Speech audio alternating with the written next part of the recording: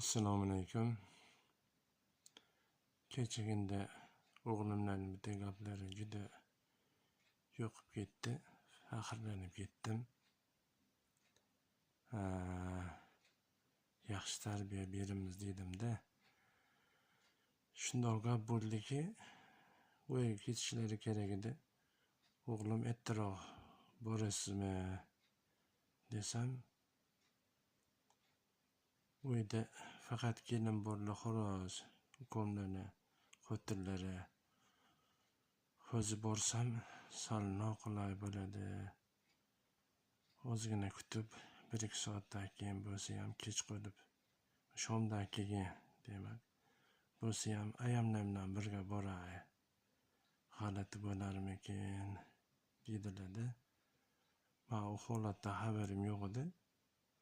Xursand bo'ldim. Islomda to'g'ri bo'lmaydi-da. Bitta masalan, bo'rinki ukasini xotini uyda bo'lsa, yakka bo'lsa, qaynota borsalar, kelin yakka turgan bo'lsa, kirishlari mumkin bo'lmaydi. Bu narsani hadeb gapirilavermagan, ko'pchilik eshitmagan. Shuning uchun noqulay holat bo'lmasligi uchun uyga kirilmaydi.